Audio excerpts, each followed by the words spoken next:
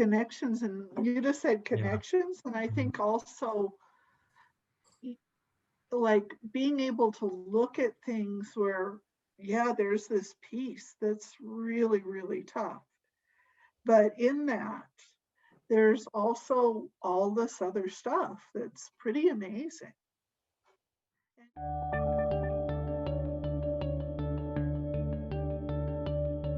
Hey everybody, Ken from Homestead here. Thank you so much for joining us again today. Today my guests, at least in our surrounding areas, need very little introduction.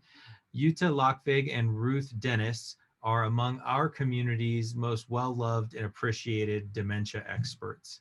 I had the pleasure of working with Ruth and Jytte over the last year since the pandemic hit, developing an amazing conference that we were able to pull off just about a month ago called Dementia Possibilities. And if this is new to you, that it happened a month ago, don't worry. The very reason that I brought them on today is to talk about and highlight all of the archived information, all of the sessions that are now available online for you to partake of at your leisure.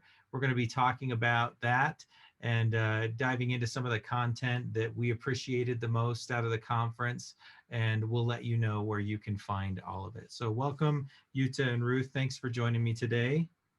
Thank you. You're welcome. Thank you. Glad to be here. Yeah. So Jytte, for those who it might be complete news to, maybe they've never heard of the Dementia Possibilities group or the conference, what can you tell them about what this is all about? Well, we all three of us are involved with a lot of elders who are living with dementia, one sort or another. And we had a wonderful conference last year in person at Southwest College out here, and it was lovely. So of course this year, because of COVID, we couldn't do that. And so we decided we're going to use Zoom and make the best of it. And actually, I loved it, I have to tell you. I don't want us to give up on Zoom. I want to do a double thing next time. But anyway, we started working on this way back in, oh, Jesus, when was it? Pretty much January, March, April. February. Yeah. In 2020, yeah. Over a year ago. And I think part of our success was actually that we had all this time, almost a year, to put it together. There was no pressure somehow. And it just it sort of came together on its own. That's how it felt. Yeah, I felt the same way. It was really, really enjoyable, and it felt like the whole vibe of each day wasn't, oh, we got a conference to do. It was like right. It was very it was like breathing. It just kind of happened. Yeah, it was organic, right? Right. Yeah. And I mean, I came away. You asked me at one point in our preparation for this today, you asked me about my favorite session, and I can't tell you. The whole thing was amazing. And when we finally, actually, when we finished, 5 days, for those of you who were not participating in it, we did 5 afternoons, 3.5 to 4 hours every afternoon for 5 days in a row. And which sounds kind of overwhelming. But I have to tell you, when we finally said goodbye at the very end, I was so exhilarated. Yeah, I mean, I was on cloud 9. I said, I can't believe that we pulled this off. It was, on my end, it felt effortless. And at the same time, I look back on it, and we really put together a program that anybody who is, especially people who are just new to dementia of any sort, this is it. This is where you start. Yeah.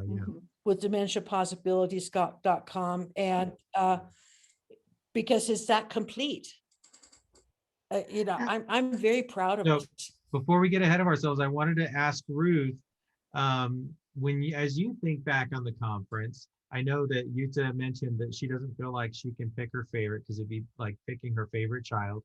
But I'm not asking necessarily for your favorite, Ruth, but when you think back on all of the different sessions and the different experts that spoke, what are some of the more, maybe just share some of the more impactful moments that you recall today?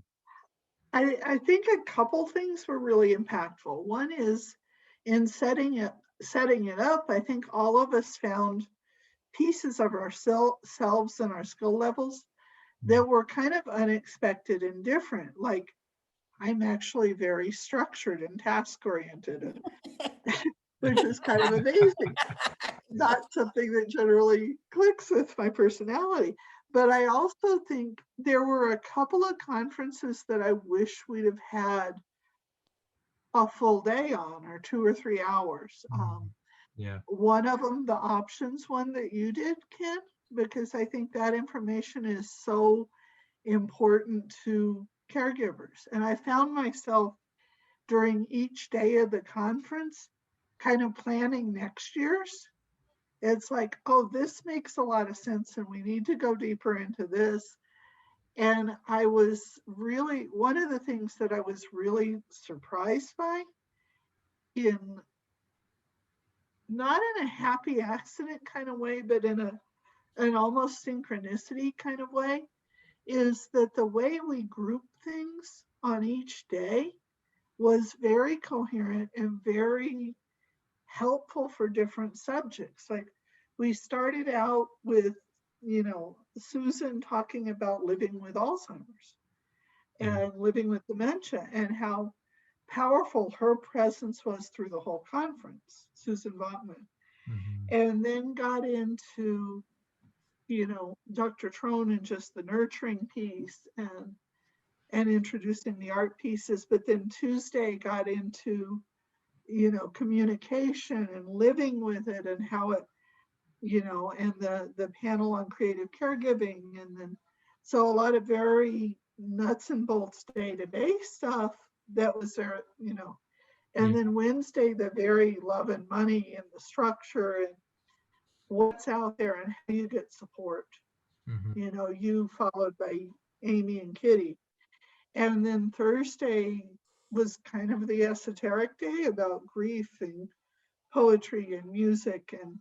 And then Friday is kind of a piece just to, and it was interesting because folks didn't want to leave on Friday afternoon.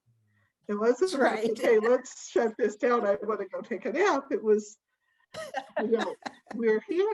So after a whole week of this, seeing all of our talking heads, they still wanted to hang out. Yeah, that's pretty phenomenal. Right. That's a great thing. And so I think kind of the whole piece together, I think a lot of the after group discussions, which I don't know how we're going to deal with that as far as recording and sharing them, but were really, really powerful and strong. Those discussions had between the sessions and the breaks. Yeah. Were really interesting because people could ask questions and listen to music and talk. The song and the poetry process ended up with really amazing results. The improv piece is, I mean, honestly, I'm stealing some of this stuff. It's great. Yeah, that's what it's for, right? But it, I think it was, and I also really appreciate the fact that I think for families out there and for people dealing with this, I think and also for professionals, I think there's a reassurance that there are people out there who are trying to walk the right path with you. There are people out there who are looking to change the world. I mean, I think essentially we managed to put together a group of people that wants to change the world. Yeah, that's and really well change said. care. Yeah, you're right. You're right. So Jytte, I won't do it. I won't ask you to tell us what your My favorite child. but I think that you'll have a really good bit of insight about this. All of the content is available online. You can go to dementiapossibilities.com, or you can search Dementia Possibilities on YouTube.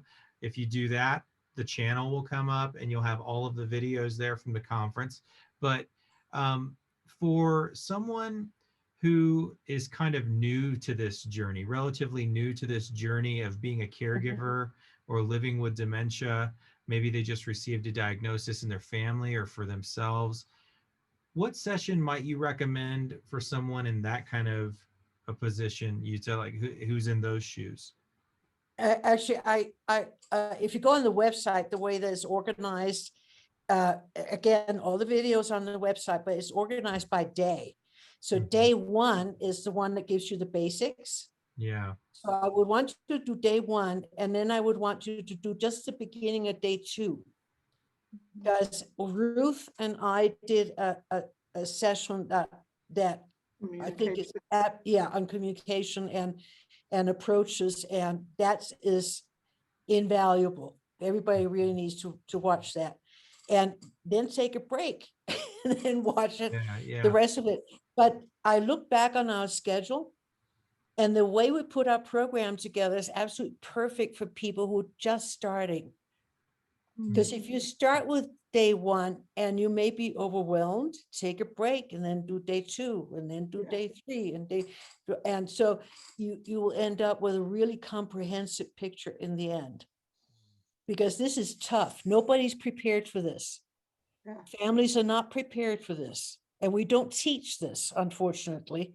And in school, I mean, none of us as family members are prepared to deal with dementia when we first get into it. And we're at a loss. And this is your answer right here. Seriously. Yeah. I Yeah. mean, Oh, if I there's I one, would also say I mean, I'm sorry. I was going to say that I would also encourage them, even in toward the beginning of the journey, to hop over to day 4, I think it was, and sit yeah. in on that session with Ruth and Hope and Susan talking about grief, because of course, as soon as in the early stages, there's definitely a lot of grief that you're feeling about just the unknown, but it's something that's kind of interesting, that I just had a wonderful experience editing that video together and getting it ready, just sitting and listening to all the wisdom that was coming from you all, Ruth. And we tend to run from ideas like grief or a workshop that has grief in the title, thinking that somehow it's going to be something that's going to place a burden upon us, but it actually alleviates burdens by mhm, Right. helping us to understand what we're going through, and that we're not alone, and that it's okay, and that it's a part of life. It was amazing. And I think one of the interesting pieces about that particular session, the discussion afterwards in the break was a really deep, intense Mm. discussion, and not in a sad way, but in a joyful way, you know, Susan talking about this diagnosis was one of the most powerful and most beneficial things in my life. It made me become an artist and a better human being and learn how to stop. Um, Hope and I talking about the commitments that family caregivers make they're these deep, spiritual, intense, committed, beautiful things that, they bring pain. They also bring joy. They also bring purpose. And, I think one of the really cool things that came out in the whole conference is the purpose piece.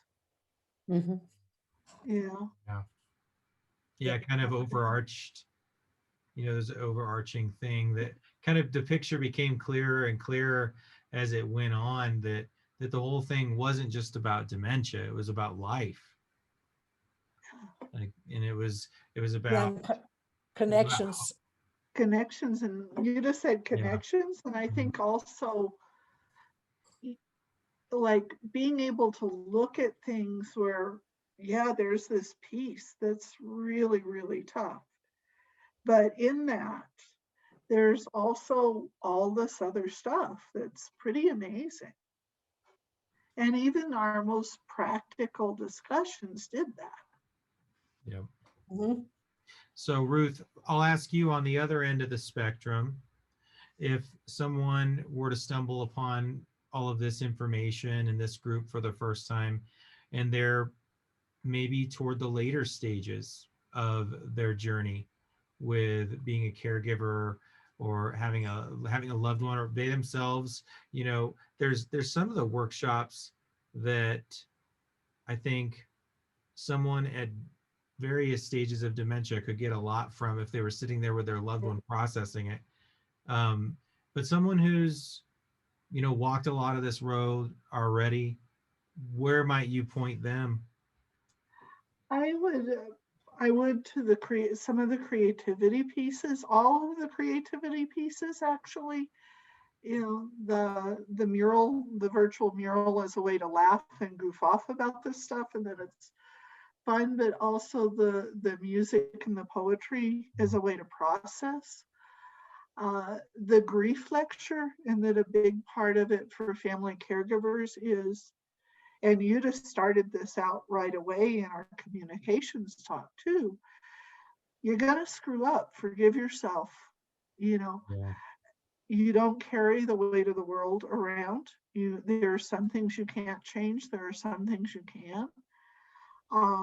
I think just knowing that,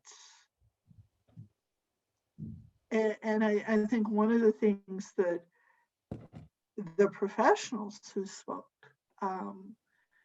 really did very, very well is show that they had a heart, that they cared about what they were doing. And there's so much, especially as folks get into a place where they're needing hands-on help, and the caregivers having to stay up all night, and incontinence and all the stuff that's icky and tough about dementia, wandering, safety. When caregivers start to get into that, one of the things that works against them getting help is the stereotype. Oh, the home health aide is going to come steal your jewelry. Oh, they're just going to nap while your husband wanders outside. Or, oh, the facility is just going to line them up in a wheelchair and ignore them and never talk to them. Or they're going to be rough with them. Or all the stereotypes that are out there, all those lawyer ads on TV, kind of kicking gear to families and make them hesitant to reach out. We had executive directors and owners who were talking like real human beings. Yeah, I think that's great that you say that, because the stereotypes that tend to stick in the minds of the public are the negative ones. The ones that, like we were just talking earlier, Jytte and I were in a meeting earlier with Gail, and she was talking about with the ombudsman program that pretty much, all of the public perceptions that tend to stick are the negative ones. But she made a great point about how, in long-term care settings, in nursing homes and rehabilitation facilities, in these things, it's people that are working with people, and there aren't bad places. Sometimes there's misplaced people that aren't in the best roles for themselves, but but there's a lot of amazing people, like what you're saying, Ruth. There's a lot of people that have a heart to do these things, that do these things well, and really help people and take care of people well. Yeah. And when we allow perceptions like that to steer us away from, and a certain community or a certain type of service for our loved ones, we could be robbing them. Yeah, you're limiting the options. You're making things close off. It's interesting because a piece of the conference, kind of underlying running through, was COVID. Yeah. And COVID, all three of us have talked about this because we were planning this conference in the middle of it. It was painful. There were pieces to that were awful. There was also, for the folks that wanted to take a path that said, we're going to talk to you, we're going to communicate, we're going to be there, we're going to try to support people through grief and loss and fear. there was this really positive side of building, doing the connections piece. And I think so much of the time it's so easy to get lost in the fear. And, Yeah. and one of the things I have to give you is you've spent years fighting the fear. It made me think of the I line in did. the song, that line in the song, the getting carried away with possibilities. Yeah. There you go. Yeah. You know, So is So this thing, with an eye toward the future, the conference itself is something that's an annual offering by design. I'm not sure that we'll ever top what we just experienced this past month and what we were able to be part of and what we were able to put together. But what are your hopes for the future when you think about what's in store for the Dementia Possibilities group and the conference in the future, the conferences in the future that we might organize together? You go first, Jytte. Actually, what I would love to see is continuing to use Zoom, even when we don't have to anymore because of COVID. Mhm. Because there's an intimacy that even when we were like at one point, we had 40 participants, or 40 plus, all at once, but they were all there. And it's very different from being in a lecture hall where you as a, when you're doing a presentation, you connect with a few people in the crowd, but you can't connect with everybody. That's impossible. This is a different kind of connection. But that said, I would want to use Zoom in the future for sessions that actually have to do with conversations, with information, just straight information. And at the same time, in connection with that, get back to a place like Southwest College, which is, for those of you who don't know, it's an art school. And it's a wonderful space, and it's my very alma inspiring. mater, my alma mater. It's Ruth's alma mater. And do a whole big expanded thing on creativity. Mhm. But it's one conference, just in 2 locations, like within a couple of weeks of each other, however we want to do it. But that's what I would love to see.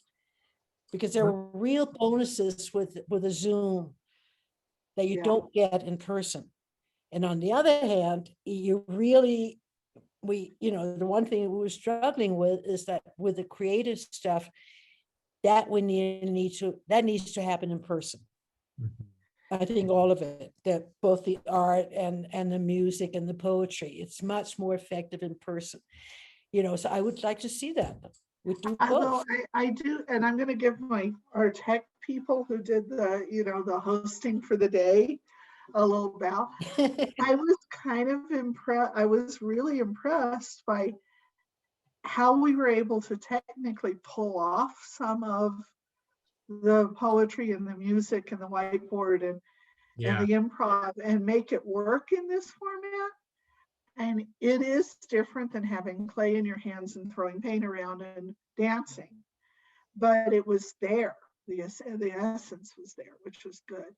Yeah. So I think that there's a beautiful lesson in what you both just said there that comes from embracing what's in front of us, because I think that, the whole video conferencing thing and the Zoom. I mean, when all of this stuff started with the pandemic, people were like, Zoom?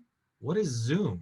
Right, And then now it's a household term like Google, right, but like right. it's and at first, you guys maybe had the same type of sentiment. It was like, oh, I can't wait till we can get past this whole video conferencing thing and we can actually get in a Right. room together, because that's when we're really going to connect.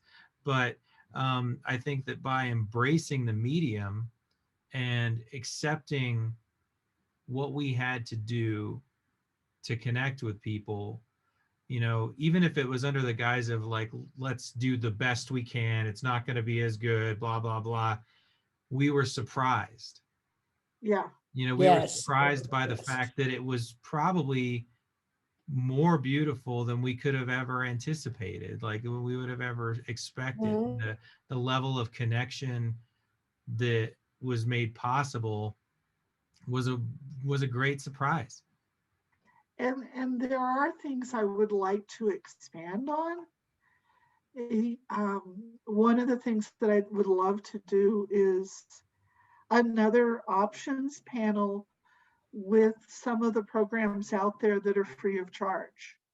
Mm. Programs like the memory cafes, stress busters, Yeah. all Yeah. of the Right, grief right. counseling, Southwestern and the Counseling Center, programs that are for that don't necessarily either cost a lot of money or cost no money at all, Mhm. to where people know there's that support out there and what those are all about. Yep. I'd also love to really get the word out to family caregivers that this is a really good thing, and you don't have, and I think a lot of I know for myself, a lot of our families are accessing it through the recordings right Mhm. now. Mhm. That seems Great. to be a good thing. Um, and and I think just a straight ask anything you want panel. Oh yeah, that'd be fun. You know, Right. and I've got to give David Davis credit for this for Memory Care Alliance. Um, he's doing that for an education day, and I think it's brilliant. We did ask a nurse with our nurse once, and that went over really, really well. Um, I'd love to have a pick on Doctor's Day. Of course, you and I love to pick on doctors anyway, but you know, I think it's just there's so much potential, and that's what's exciting is there's so much stuff we can do. Oh, Literally, sorry. we could have an ongoing program, seriously, Absolutely. I think like that monthly that's the sessions or idea, right? whatever. We're not gonna stop just because it was really No. good. But thank you guys for Yeah. having this conversation with me. And I mean, the whole goal with this is just more opportunities that we might have together to get the word about all the content that's available now.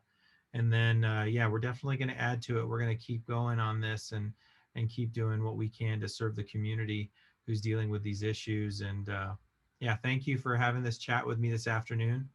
I know you're both really busy, so thank you. Thank you for having us. Right. I think you should end by playing the song. Maybe I'll put a clip of it or something because I've got the video. Yeah, I So like that idea. I like that. Please do that, because that was perfect, Ken. To have you finish the conference with your song was absolutely perfect. It was perfect. Yeah. it was such a cool thing to be part of. Like, What is happening? Where am I going? Who will I become? Sometimes I get so lost inside, I feel so alone. And I get carried away with possibilities. Alive, I'll face this reality. And it's okay to give in sometimes. In season, planting our seeds with hope for growth in time of inspiration. To not get carried away with possibilities, 'cause the only real possibility is love in the ups, love in the downs, love in the here and now. lost at sea with all of the big possibilities. 'Cause the only real possibility, you're the only real possibility is to be here now.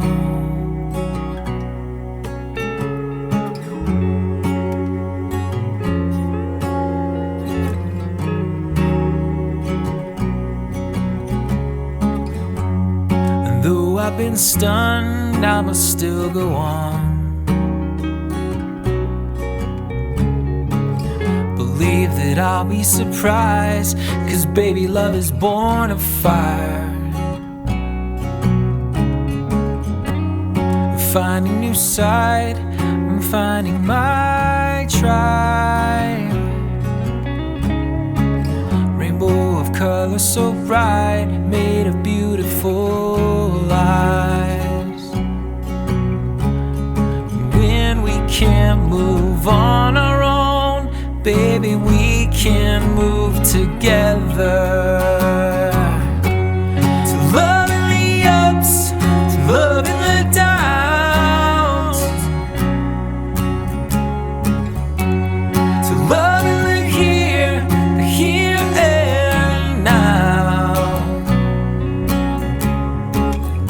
Don't get lost at sea with all of the big possibilities. 'Cause the only real possibility, you're the only real possibility is to be here now. Be here now. Why don't we be here now? Let's all just be here now. For love in the ups, love in the downs, love in the here